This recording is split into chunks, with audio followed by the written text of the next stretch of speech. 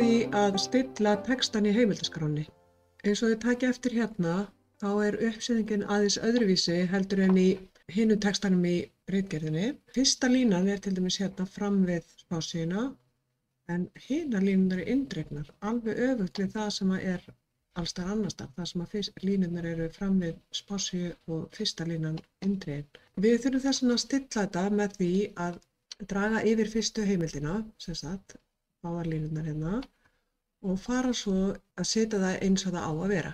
Við gerum það með því að fara hérna í paragraf og í öruna hér, og hérna dálítið vandasamt verkefni. Þetta gæti byrja hérna að væri none, en við ætlum að velja first line og hún 1,27. Við ætlum að muna þá tölu og við ætlum að eyða þessu og setja 0 í staðinn. Síðan til þess að festa þetta hérna inni, og maður þarf að vanda sig mjög vel, þá smellir maður hér. Síðan förum við hér þar sem heitir hanging. Hanging þýðir allar aðra línur heldur en fyrsta í einni málsgrein og við ætlum að setja þar inn 1,27 eins og var áður. Þetta gæti verið misjafnt eftir skjölum hvað stæði hérna. Síðan þurfum við að smella hérna aftur til þess að festa. Við þurfum hérna inn í þessi hérna, þess að stendur spacing, af því að ef þið kíkið hérna þá smá bil á milli. Við ætlum að láta þetta bil koma hér inn í textan og þá þurfum við að breyta hérna spacing úr 3 upp í 6. Síðan sem sagt ýtum við á OK. Og eitt eftir að gera, að þið sjáu hérna, þá línurnar þéttari. Við erum ekki með sama línubil eins og inn í hinu textanum sem var 1,5, heldur erum við með hérna bara 1.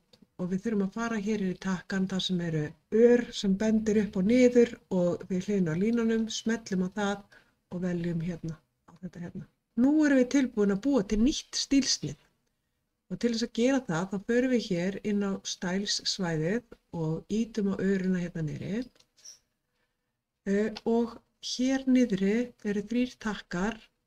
Þið sjáuð að ef maður heldur bendlinum yfir, þá kemur hérna new style og við ætlum að smella á það. Nú sjáuð að allar stillingarnar komnar hér inn, fremsta línan hér og næsta indregin. Þannig að eina sem við þurfum að gera að skrifa hérna heimildaskrá. Þegar það búið, ýtum við á OK. Ok, það sem við þurfum svo að gera núna að velja restina af heimildunum, þessum að taka ekki fyrirsagnina með og smellum á heimildaskrá. Og fer það í rétta. Og þetta þurfum við að gera við allar heimildirnar, líka myndirnar og þá allt komið á sinn stað.